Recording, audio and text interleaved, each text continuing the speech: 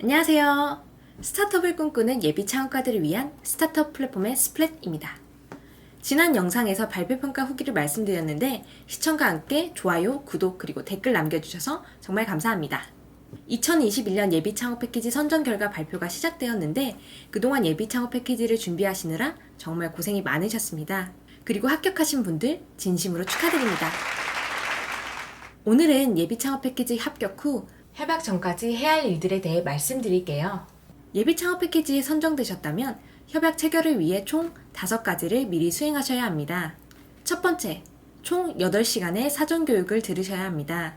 예비 창업 패키지를 진행하면서 들어야 할 교육은 사전 교육 8시간, 역량 강화 교육 16시간, 심화 교육 16시간, 총 3가지 40시간입니다. 이 중 사전 교육은 협약 체결 전 들어야 하는 교육으로 수료하지 않을 시 예비 창업 패키지를 진행할 수 없습니다.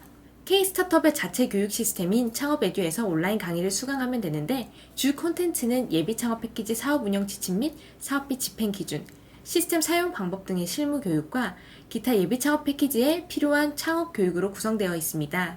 창업에듀에 접속하기 위해서는 먼저 K-스타트업 홈페이지에 접속하신 후 로그인을 하셔야 해요. 로그인 후 홈페이지의 하단 영역을 보면 동그란 아이콘들이 여러 개 있습니다. 해당 아이콘이 보이지 않는다면 화면을 스크롤하여 파란 띠에 들어있는 아이콘들을 찾아볼 수 있을 거예요. 아이콘들 중 네 번째 창업 에듀 아이콘을 클릭합니다.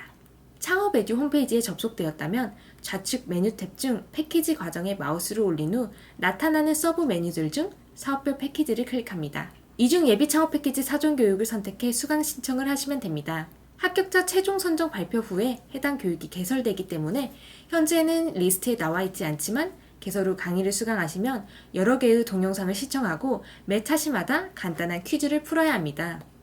모든 강의의 학습이 끝나면 수료증을 발급받을 수 있습니다. 이 수료증을 주간기간에 제출하셔야 합니다.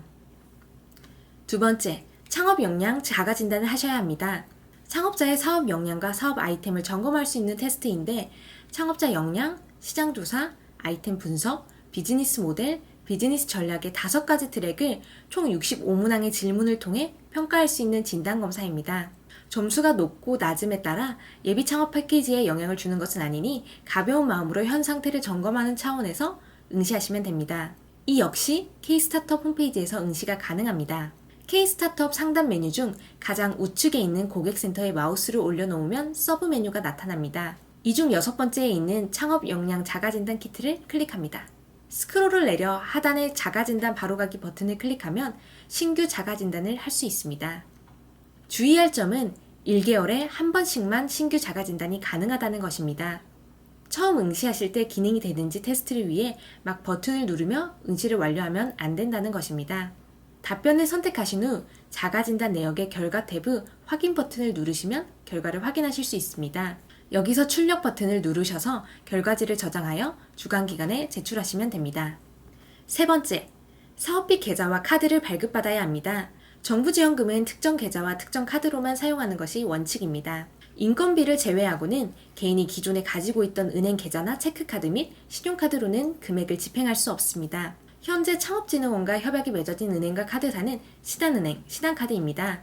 통장은 신한창업진흥원 스타트업 통장이며 카드는 창업진흥원 사업비 카드입니다.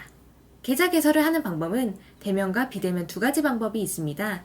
대면으로는 창업진흥원 최종 선정 확인서, 계좌 개설 안내장과 신분증을 챙겨서 근처에 있는 신한은행 영업점을 방문하시면 됩니다. 최종 확인서 역시 K-스타트업에서 발급받을 수 있습니다. 홈 화면 하단에 사업 신청 관리 아이콘을 누르면 일명 PMS라고 불리는 창업 사업 통합 정보 관리 시스템에 접속하실 수 있습니다. 개인화 페이지에서 좌측 메뉴들 중 증명서 발급을 선택합니다. 증명서 발급 목록 중 신한카드 발급 서류에 발급하기 버튼을 클릭합니다. 팝업이 뜨면 선정 확인서를 출력하시어 신한은행 내방 시 계좌 개설 안내장, 신분증과 함께 지참하시면 됩니다.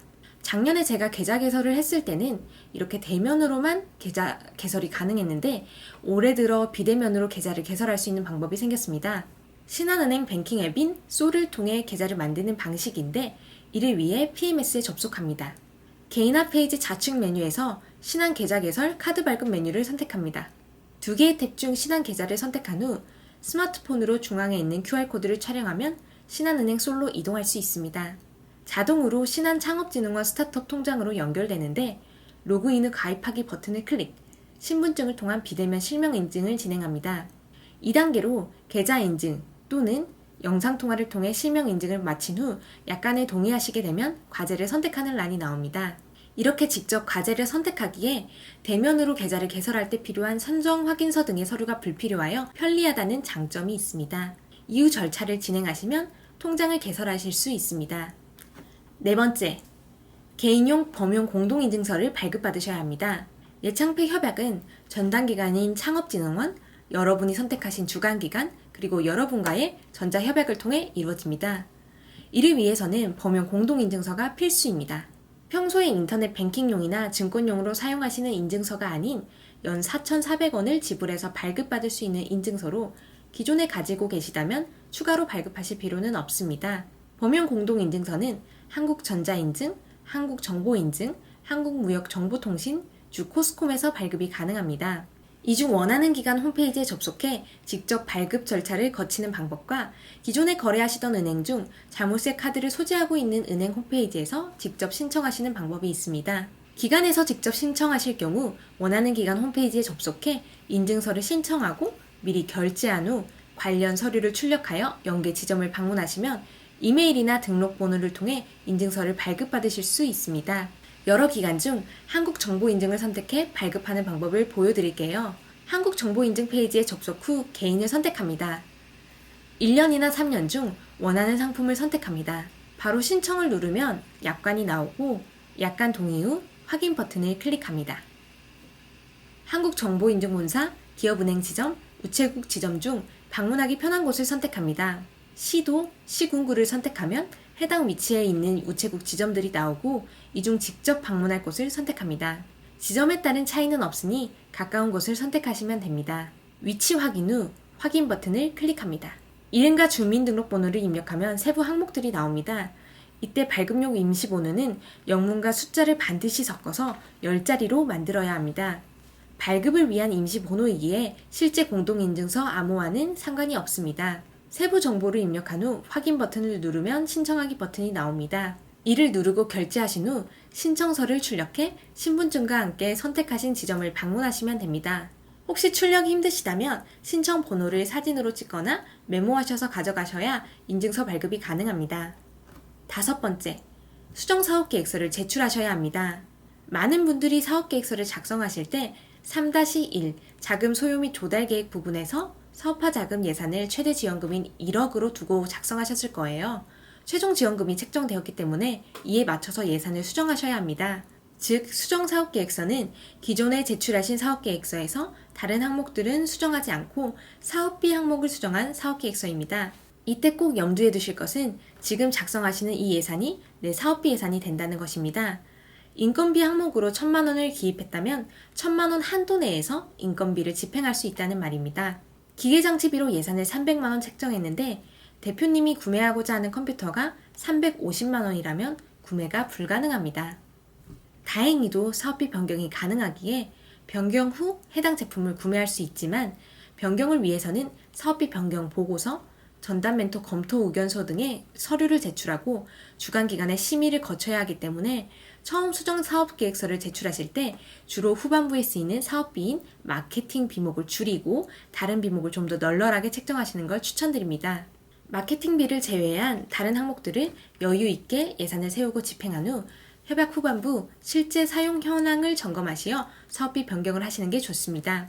사업비 수정 후 청렴윤리 실천 서약서, 창업동의서, 신분증 사본, 창업여부 확인서, 사실증명 등의 서류를 수정사업계획서 맨 뒤에 붙여 한 파일로 만드신 후 주관기관에 제출하시면 됩니다. 주관기관에서 검토 후 이상이 없으면 K-스타트업 홈페이지에 수정사업계획서를 업로드하시고 주관기관의 최종 검토를 받으시면 됩니다.